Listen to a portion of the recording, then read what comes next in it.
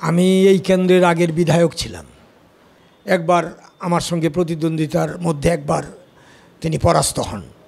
Seat কমেছে, vote কমেছে, আরও কমতো যদি ফেয়ার ভোট অ্যাবসলিউটলি হতো। এই হচ্ছে ওদের অবস্থা, কারণ ভোট দেওয়ার তো কোনো কারণ নেই মানুষের। 2023-এর যে বিধানসভা নির্বাচন, তখন আমরা লক্ষ্য করেছি যে বাম কংগ্রেস জোট হয়েছিল।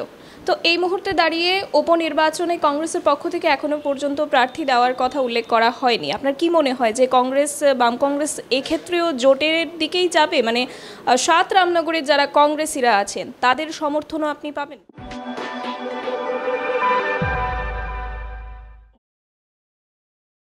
নমস্কার, স্বাগত জানাই খবরে প্রতিবাদের সাক্ষাৎকার অনুষ্ঠানের আরও একটি নতুন পর্বে। আমি সঙ্গে রয়েছি শতরূপা।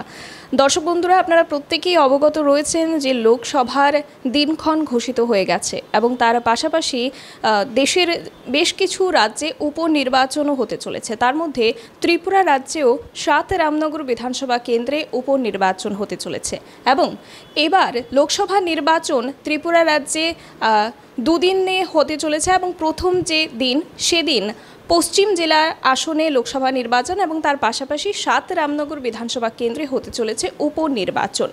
7 রামনগর বিধানসভা কেন্দ্র থেকে উপনির্বাচনে রাজ্যের বর্তমান বিরোধী দল বামফ্রন্ট অর্থাৎ সিপিআইএম থেকে যিনি মনোনীত প্রার্থী রতন দাস, উনি রয়েছেন আমার সঙ্গে এই মুহূর্তে। নমস্কার স্যার, স্বাগত জানাই খবরে প্রতিবাদে। প্রথমে যেটা জানতে চাইব যে উপনির্বাচনে আপনাকে প্রার্থী করা হয়েছে সিপিআইএমের পক্ষ থেকে, আপনার কেমন লাগছে বা কী অনুভূতি এই বিষয়টা নিয়ে? এটা তো আমার ক্ষেত্রে নতুন না, আমি এই কেন্দ্রের আগের বিধায়ক ছিলাম। তো স্বাভাবিকভাবেই আমি লড়াই করেছি আগে এবং জয়ী হয়েছি একবার। তো সেদিক থেকে আমার এই কেন্দ্র সম্পর্কে আমার পূর্ব অভিজ্ঞতা আছে। কাজেই নূতনভাবে আবার প্রতিদ্বন্দ্বিতা এই উপনির্বাচনে করছি, এই আর কি। 7 রামনগর বিধানসভা কেন্দ্র থেকে যখন রাজ্যে 25 বছরের বাম সরকার ছিল, তৎকালীন সময়ে আপনি একবার জয়ী বিধায়ক হয়েছেন।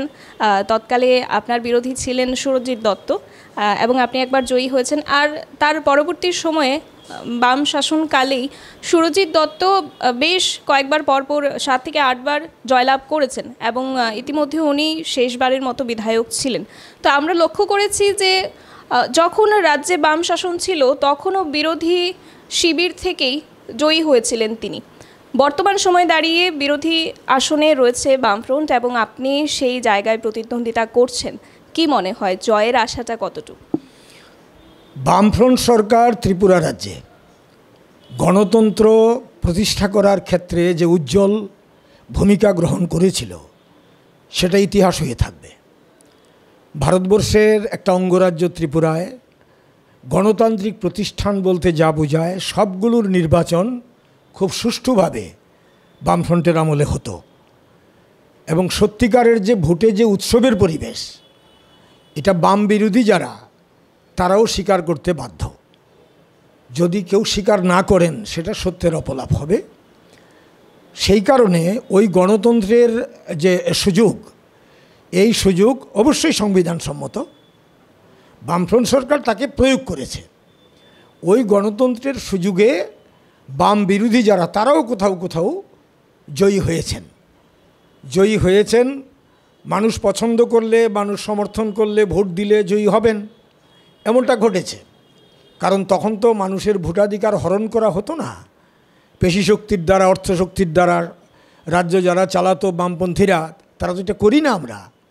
কাজেই তখন রামনগর কেন্দ্রে গণতান্ত্রিক পদ্ধতিতে ভোটে নিশ্চয়ই কংগ্রেস দলের প্রার্থী হিসেবে তিনি জয়ী হয়েছেন কয়েকবার। তারপরে তিনি বিজেপিতে, তৃণমূলে, বিভিন্ন দলে তিনি গেছেন। আমি এ নিয়ে সময় নিতে চাই না। তো সেখানে শেষ পর্যন্ত বিধায়ক তিনি ছিলেন। একবার আমার সঙ্গে প্রতিদ্বন্দ্বিতার মধ্যে একবার তিনি পরাস্ত হন। তো যাই হোক, এটা হয়েছে। এখন যেটা হচ্ছে সেটা হচ্ছে এটা আকস্মিক ব্যাপার। হ্যাঁ, তার দুঃখজনক প্রয়াণ, নিশ্চয়ই এটা দুঃখের বিষয়। তিনি মানে বিধায়ক ছিলেন। তো সেদিক থেকে যেহেতু তার অবর্তমানে ভোট এখানে হচ্ছে, সেই ভোটে আমরা প্রতিদ্বন্দ্বিতা করছি এবং মানুষের জন্য বামফ্রন্ট সরকারের সময় আমরা যা কাজ করেছি এবং পক্ষান্তরে তিনি ছিলেন অনেক দিনের বিধায়ক এবং তার সরকার ছিল এক সময়। তারপরে কেন্দ্রীয় সরকার, রাজ্য সরকার, বিজেপি সরকার, তিনি যখন শেষ বিধায়ক ছিলেন, কোনো কাজই রামনগরের জনগণের স্বার্থে কোনো কাজই হয়নি, কোনো কাজ হয়নি। রামনগর বিধানসভা কেন্দ্রে যা উন্নয়নমূলক কাজ, এই সমস্ত কাজ চোখে দেখা, তার বিবরণ দিতে গেলে ইট উইল টেক টাইম। সমস্ত এই যে উন্নয়নমূলক যা কিছু আছে সব বামফ্রন্টের আমলে করা, বামফ্রন্টের আমলে, আমি এটা জোর দিয়ে বলছি, বামফ্রন্টের আমলেই করা। এবং বিশেষ করে যখন আমি বিধায়ক ছিলাম এবং ওই এলাকাতে আমি কাউন্সিলর ছিলাম একটা সময় একটা ওয়ার্ডে, তখন আমাদের পৌরসভা, আমাদের সরকার, জনপ্রতিনিধিরা মিলে আমরা যে কাজ করেছি সেই কাজ জনগণের স্মৃতিপটে এখনও এটা নিশ্চয়ই ধরা আছে। ওই অভিজ্ঞতাকে ভিত্তি করে এবং এই যে গত 5 বছর প্লাস 1 বছর এই যে সরকারের ব্যর্থতা এবং আগে বিধায়কের যে ব্যর্থতা, এই সবটাকে আমরা জনসমক্ষে উপস্থিত করে, যেহেতু ইনঅ্যাক্টিভিটি হচ্ছে তাদের মানে আসল চেহারা, জনস্বার্থে মানুষের কাজ নেই, এখনকার যে অবস্থা, তারা দিল্লিতে বিজেপি সরকার, রাজ্যে বিজেপি সরকার, আইনশৃঙ্খলার অবস্থা ভয়ানক, আইনশৃঙ্খলা বলতে তো কিছু নেই, এই একটা অবস্থা। তারপরে মানুষের কাজ, খাদ্য নেই, গরিব মানুষের রেগা টুয়েপের কাজ কমিয়ে দিয়েছে একেবারেই তলানিতে, বেকারদের কাজ নেই, আর দারিদ্র, মানুষের ক্রয় ক্ষমতা নেই, বাজার হাটে মানুষ যায়, অভাব প্রচণ্ড রকমের। এই বিষয়গুলো আমরা ভোটের সময় তুলে আনবো এবং সঙ্গে এই গণতন্ত্রের উপর আক্রমণ, ভোট দিতে পারে না মানুষ, হ্যাঁ, একটার পর একটা নির্বাচন সংবিধানে যেহেতু আছে করতে হয়, আবার করেও না, ভিলেজ কমিটি নির্বাচন করে না, অনেক দিন ধরে পেরিয়ে গেছে। আর যেই ভোটগুলি হয় সেই ভোটগুলিতে মানুষ ভোট দিতে পারে না। আগরতলা শহরে পুরো নির্বাচন, ওই আমাদের যে কর্পোরেশন ইলেকশন, সেখানেও মানুষ ভোট দিতে পারেনি।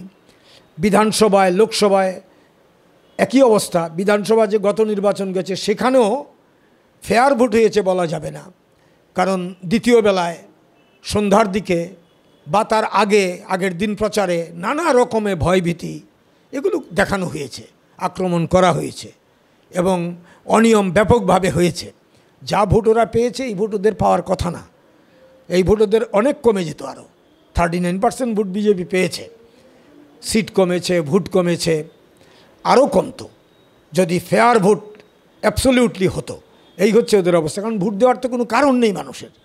মানুষ এই সরকারের উপরে ক্ষিপ্ত একেবারে। এই সরকার ফেল করেছে, ডাবল ইঞ্জিন বলে ওরা, ইন অল রেসপেক্টস। স্বাভাবিকভাবেই এই অবস্থায় উপনির্বাচনটা হচ্ছে। আমরা মানুষের কাছে যাব, মানুষের কাছে গিয়ে মানুষের দুঃখের কথা, যন্ত্রণার কথা শুনব। আমরা জানি আমরা লড়াইয়ের মধ্যেই আছি, আমরা শুনবো এবং বলবো যে আপনাদের কথা বিধানসভাতে তোলার জন্য প্রতিনিধি পাঠান, সিপিআইএমের প্রতিনিধি আগেও পাঠিয়েছেন একবার, আবার আপনারা পাঠান। এই অনুরোধ, এই আবেদন জনগণের কাছে রাখব। মানুষের যে জীবন যন্ত্রণার কথা, জিনিসপত্রের যেই দাম বৃদ্ধি তা কমানো, শিক্ষিত ছেলে মেয়েদের চাকরির ব্যবস্থা, গরিব মানুষের কাজের ব্যবস্থা, এই সমস্ত বিষয়গুলো আমি বেসিক যে প্রয়োজনীয় যে বিষয়গুলো এগুলোর কথা বলছি, এগুলো মানুষের কাছে বলবো। আর শিক্ষার ক্ষেত্রে যে নৈরাজ্য চলছে, এ তো একটা ভয়ঙ্কর অবস্থা। একটা পুরো প্রজন্ম শিক্ষাক্ষেত্রে পিছিয়ে পড়ছে এই সরকারের অবৈজ্ঞানিক সমস্ত চিন্তা ভাবনা, তাদের নীতি, হ্যাঁ, এই নীতির কারণে। এই বিষয়গুলো আমরা সামনে আনব এবং আশা করি নির্বাচক মণ্ডলী আমাদের সাথ দেবেন, আমাদের সমর্থন করবেন। কাস্তে হাতুড়ি তারকা চিহ্নে তারা ভোট দিয়ে রামনগর থেকে এবার বামফ্রন্টের সিপিআইএম প্রার্থী হিসাবে আমাকে দেওয়া হয়েছে এবার এই উপনির্বাচনে প্রতিদ্বন্দ্বিতা করার দায়িত্ব। গণ আন্দোলনের কর্মী হিসেবে দায়িত্ব পালন করব বিধানসভায়। যদি জনগণ জয়ী করেন তাহলে বিধানসভাতে তুলব। অতীতের অভিজ্ঞতায় মানুষের কাছে এই বিশ্বাস মানুষের প্রতি আমার আছে, তারা ভোট দেবেন, আমাদের দিয়ে জয়ী করে পাঠাবেন, যাতে তাদের কথা বিধানসভায় বলতে পারি, তুলতে পারি। আমরা 2023-এর যে বিধানসভা নির্বাচন, তখন আমরা লক্ষ্য করেছি যে বাম কংগ্রেস জোট হয়েছিল। তো এই মুহূর্তে দাঁড়িয়ে উপনির্বাচনে কংগ্রেসের পক্ষ থেকে এখনো পর্যন্ত প্রার্থী দেওয়ার কথা উল্লেখ করা হয়নি। আপনার কি মনে হয় যে কংগ্রেস, বাম কংগ্রেস এক্ষেত্রেও জোটের দিকেই যাবে? মানে 7 রামনগরের যারা কংগ্রেসিরা আছেন তাদের সমর্থনও আপনি পাবেন? আমি প্রথমেই একটা বিষয় পরিষ্কার করছি, সর্বভারতীয় স্তরে ইন্ডিয়া বলে একটা মঞ্চ হয়েছে। এটা জোট না, এটা মঞ্চ। এক এক রাজ্যে এক এক রকম। স্বাভাবিকভাবেই আমাদের রাজ্যে একরকম। আমাদের রাজ্যে কংগ্রেস বিরোধী দলে আছে, আমরাও বিরোধী আসনে আছি। স্বাভাবিকভাবেই কংগ্রেসের সঙ্গে আমাদের যে বোঝাপড়াটা কথা হচ্ছে, গতকাল প্রেস কনফারেন্স করেছে আমাদের দলের নেতৃত্ব, সেখানে বলেছেন তারা যে কংগ্রেসের সঙ্গে আমাদের বোঝাপড়াটা হচ্ছে আসন বোঝাপড়া, আসন সমঝোতা। এটা জোট না, জোট অন্য বিষয়। আসন সমঝোতা আমাদের আলাদা কর্মসূচি, কংগ্রেসের আলাদা কর্মসূচি। আসনে দাঁড়ানোর ক্ষেত্রে, প্রার্থী দেওয়ার ক্ষেত্রে একটা বোঝাপড়ার ব্যাপার রয়েছে। লোকসভায় তারা দিয়েছেন, বিধানসভায় আমাদের দল এখানে ঘোষণা করেছে, আমাকে প্রার্থী করেছে এখানে রামনগরে।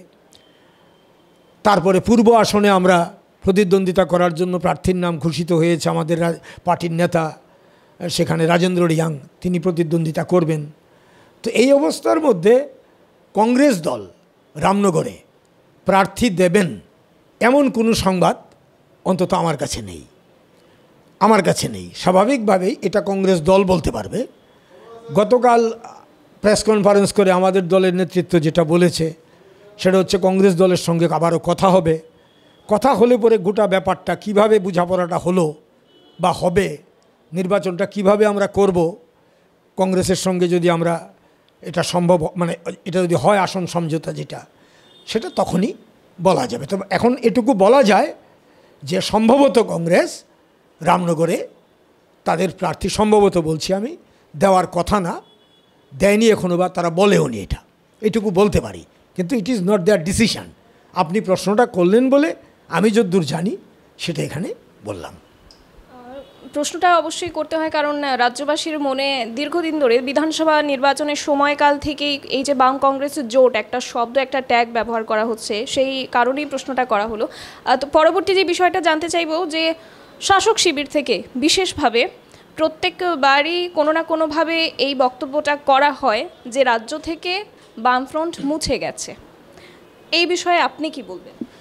এটা কি মনে হয় বামফ্রন্ট মুছে গেছে? এটা 88 সালে যখন সন্তোষমোহন দেব ত্রিপুরাতে ভোটের ক্ষেত্রে নেতৃত্ব দিয়েছিলেন, তখন একটা সময় তারা এটা প্রচার করেছিলেন যে বামফ্রন্টকে দূরবীন দিয়ে, সিপিআইএমকে দূরবীন দিয়ে দেখতে হবে।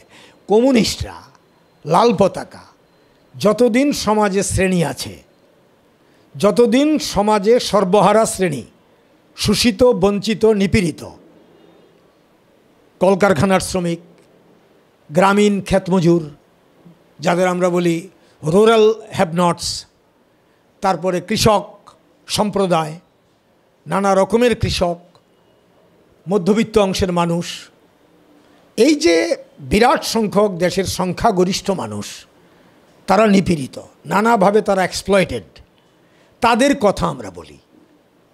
আমরা শ্রেণীতে বিশ্বাস করি, যারা নাকি বঞ্চিত, শোষিত, নিষ্পেষিত, তাদের কথা আমরা তুলে ধরি। কার বিরুদ্ধে? যারা নিষ্পেষণকারী, যারা শোষক, তাদের বিরুদ্ধে। এবং তাদের স্বার্থ রক্ষা করে যারা রাজনৈতিক দল, শোষকদের, এক্সপ্লয়েটার যারা, তাদের এগেনস্টে আমরা লড়ি। এটাকে আমরা ইংরেজিতে বলি ক্লাস স্ট্রাগল। এটা আমরা করি। এই ইলেকশনটাও আমাদের কাছে একটা শ্রেণী সংগ্রাম। কিভাবে শ্রেণী সংগ্রাম? নির্বাচনে আমরা মেহনতি মানুষ, শ্রমজীবী মানুষ, প্রডিউসার যারা, একবারে কৃষক থেকে শ্রমিক, মধ্যবিত্ত অংশের মানুষ, তারা তো সমাজে উৎপাদন করেন, অথচ তারা ভোগ করতে পারেন না। তাদের স্বার্থে আমরা লড়ি, তাদের কথাটা আমরা তুলে ধরি। হ্যাঁ, এই ক্ষেত্রে অনেক ক্ষেত্রে আমরা প্রেসের সহযোগিতা পাই না। আমাদের অর্থের জোর, যেমন দেখবেন এই যে ইলেকটোরাল বন্ড, সিপিআইএম একমাত্র দল যারা ব্যাংকে অ্যাকাউন্টই আমরা করিনি। আমরা from the very beginning we opposed it. হ্যাঁ, আমরা বিরোধিতা করেছি। আমরা কর্পোরেটের থেকে পয়সা নেওয়ার, মানে পক্ষপাতী না, কথাটা শুধু না, আমরা বিরোধী। যার জন্য আমরা কোনো টাকা কোনো দিন কোনো কর্পোরেট থেকে আমরা নিইনি। ইলেকট্রাল বন্ডের ক্ষেত্রে একই কথা, সিপিআইএম।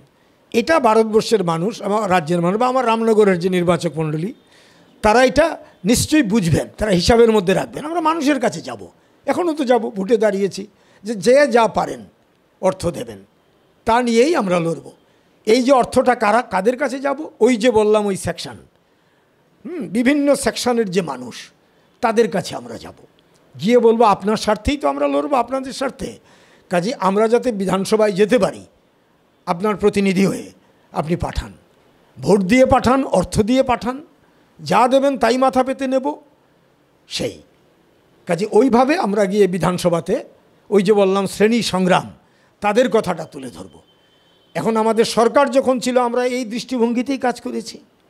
আগে যখন নির্বাচিত হয়েছি কাউন্সিলর হিসেবে, বিধায়ক হিসেবে, তখনও একই ভূমিকায় ছিলাম।